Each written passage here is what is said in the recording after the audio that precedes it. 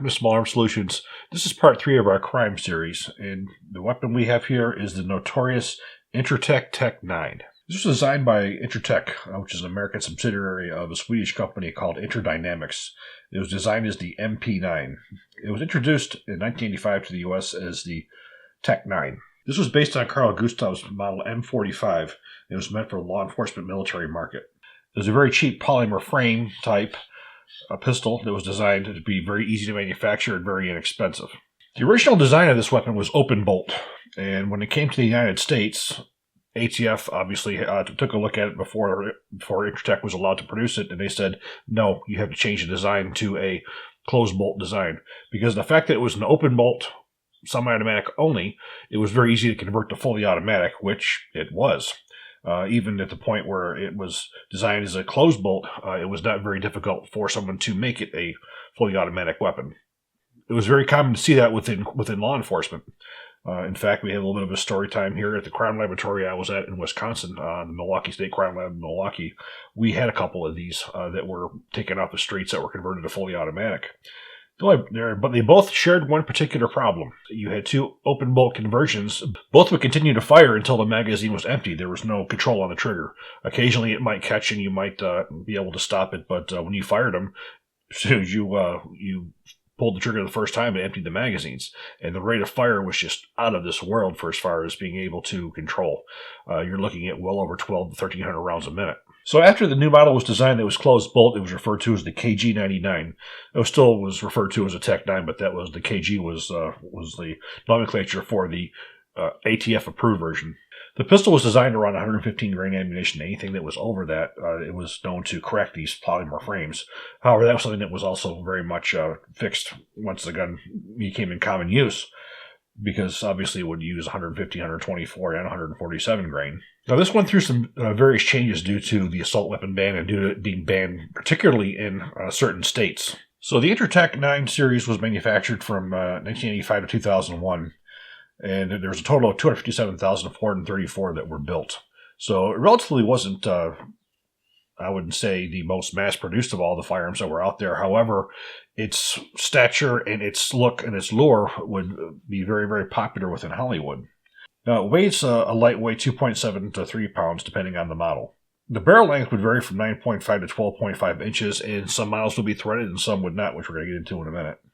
9x19 caliber, and again, the prototypes were open bolt, semi-automatic only for commercial use, and then the production closed bolts, and there was a direct blowback. Effective range is about 50 meters. Now, mag capacity, as you see here, we have a 20-round magazine, but you would have 10, 20, 32, 36, and a 72-round drum. 72-round drums are not known for their reliability. So now we're going to talk a little bit about the crime use on these. Again, we saw these pretty regularly in both crime laboratories that I worked at. And these were guns that were taken in crimes. They were also taken, during warrants and whatnot. Another issue that we also saw a lot with these was the serial numbers were removed. These serial numbers were very, very light, and they often became difficult to restore. We generally were able to, but a lot of these ones that would come in, you would have serial numbers that were removed. Now, for as far as ammunition, in crime laboratories and in law enforcement, we did not see high-performance hollow points in these things. Again, we saw a typical 115 grain ball. It was generally the cheapest ammunition they could get their hands on. A lot of these types of guns were not really designed around hollow point type ammunition. They were designed around ball ammunition. So we're going to go over the timeline of the different models that we had here. In 1993, California, because of the California street shooting in San Francisco, there was two Tec-9s that were used. They were Tec-9 DC-9s, or DC, which we refer to as designed for California, because California had banned the Tec-9 by name. In 1993, the 101 California street shooting in San Francisco, there was two of these Tec-9 DC-9s that were used. Unfortunately, 9 people were killed, as well as 6 injured.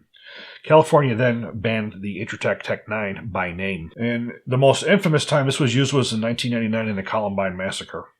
This was used by Dylan Klebold. There were 15 deaths in Columbine, including 2 perpetrators and 24 injured. After the assault ban in 1994, in order to keep this one going, they had to modify it so it would comply with the ban. So what we're referred to now as the AB-10 or After Ban 10. And those changes made were much to the barrel shroud here, to the threading of the barrel. Modifications were made to the location of the sling mounts as well, from the addition of one to the back. Now, 2001 was a very important year for the Tec-9. California had allowed a lawsuit to go against Tec for the shootings at 101 California Street in San Francisco. The court ruled, however, that Tec was not liable for those shootings. So that was sort of a victory for them because of that lawsuit. The gun has been banned by name in California, New York, New Jersey, and Maryland. Now, the Tec-9 just, a lot of it has to do with looks. Unfortunately, like with most assault weapons, or quote, semi-automatic weapons, it looks mean. Now, this does no more or less damage than any 9mm semi-automatic pistol. Just due to the fact that it has the protruding pistol grip in the front magazine, and of course this evil barrel shroud, which we don't know if any semi-automatic pistols that were shot enough where you needed a barrel shroud on them, but it was again based on mostly cosmetics. Was it high quality? Not really. This is a very cheaply made gun, but it had that appearance. But I think what also hurt this reputation quite a bit was the fact that it had an ability to be made into a fully automatic relatively easily by somebody who knew what they were doing. It could be suppressed, and with a variety of magazines that they had, it just had a lot more potential. And it did see a lot of crime use. I would not say that it was an extreme amount. I think, like anything else on television, you see a lot of these on television, they look mean, so, they buy them. I'm sure a lot of you guys have probably seen the new Red Dawn, and you saw Chris Hemsworth as Jed. He was able to get some of the Tec-9s for, to fight the North Koreans.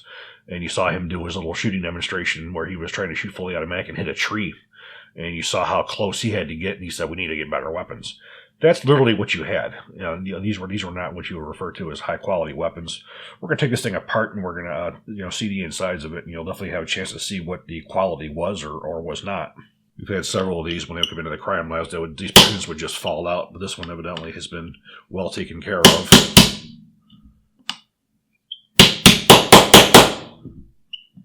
Another issue that we often saw with these was the firing pins. The firing pins were very often broken when they come in, and we would have to take guns from the reference collection and replace the firing pins so we could get shots out of them. Now, looking at the frame, you can see it's a relatively simple design. And as you can see, there's not very many moving parts. We have the ejector, but again, a relatively simple. And this was not what you would refer to as high tensile polymer. This was a relatively low-end type of a polymer as well. Now, looking at the firearm itself, we're going to take this thing apart as well. Now, when you look at the back, you have a back that we have to unscrew, and we're going to use a screwdriver for that.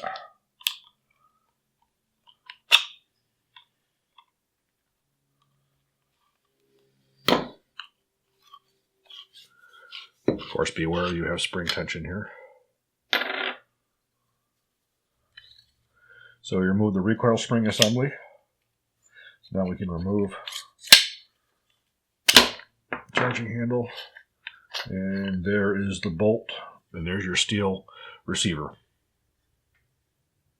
Now, like everything else for ATF, the metal is not what's referred to as the weapon, the frame is.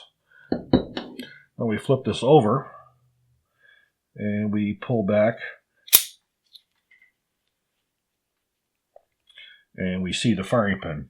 Now, again, the firing pin was the part that was most brittle on this thing. This we generally had to replace a lot of times when they would come into the crime lab because they would break. Now, all your weight you have here is on the bolt. Breech face firing pin. You did have a heavy spring-loaded firing pin here as well. You do have a firing pin spring on here. So this one, when you would load it, you generally would see a little bit of a dent on the back of the cartridge. It was no big deal. It wasn't enough to set anything off. So you have your extractor, your breech face. And this is the part that will go through most of the changes throughout the history of it, because it would have the quote offensible features, again, meaning the threaded barrel that you would see on here, and then you would have the shroud. You'll see photographs of the various models, the AB-10, the Afterman, which got rid of some of these features where you just had the exposed barrel. Some you had the threads on them, some you didn't. For reassembly, you have to line up the hole to put in the cocking lever.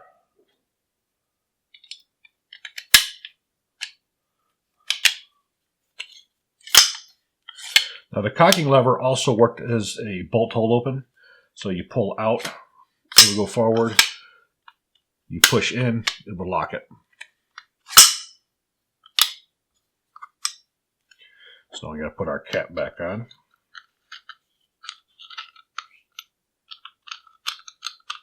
I'd like to thank Henry Chan from 9-Hole Review for loaning us this wonderful piece of crime history, our firearm history.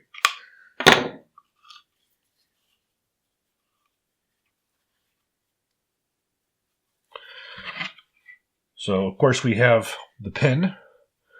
The pin would go into the hole into the receiver.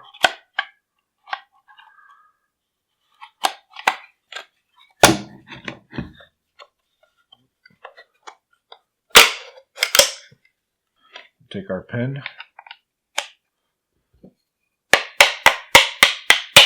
Drive it back in.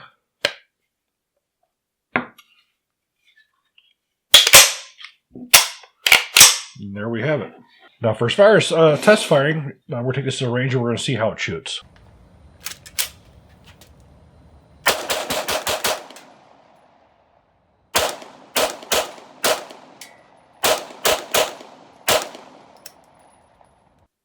Now we didn't really shoot a lot out of this because unfortunately I have a lot of trigger time on it from my time in the crime lab.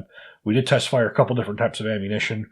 We had the Remington UMC 115 grain, which was an average velocity of 1,151 feet a second, and we had the Black Hills ammunition, which was 1,192 feet per second. And accuracy, it is a relatively accurate pistol when you shoot it. Obviously, you have a lot more to grasp when you do a regular pistol, so it tends to be a relatively accurate pistol. Again, reliability is sketchy. I mean, you put good ammunition in it, it tends to work. But this certainly is probably one of the more popular crime pistols. Of course, it was probably used more in Hollywood than it ever was in crime. But that just goes to show you what Hollywood can do. It can show you, take a pistol just because it looks mean, and it's the same lack of common sense that's used by lawmakers, is basing something off of the way that it looks. Is this pistol any more dangerous than any 9mm pistol, whether it be Glock, Sig, Beretta, High Point? No, it's just is a different platform the way that it looks. You can have a 20-shot magazine. You can go right up like any other standard pistol, but this just happens to look meaner. But the pistol was designed for military use for any number of reasons. You can see why it didn't get there for military use. Law enforcement, obviously, its quality lacked, therefore, for law enforcement use. But it was relatively successful, and the company went through a lot of problems, because of the way that it looked, because of a couple of really high-profile crimes that it used. I mean, Columbine was really the crime that this thing was going to be most noted for. Throughout that crime, we don't know how many people Dylan Klebold did murder with this thing, but there's a photograph, as you'll see, of him carrying it in that cafeteria, and what made him buy this gun, and it probably had a lot to do with that as well, the television and all that hype that was on there. So we do hope you enjoyed this video. If you do, please click like, please subscribe, and even better, share. Thank you.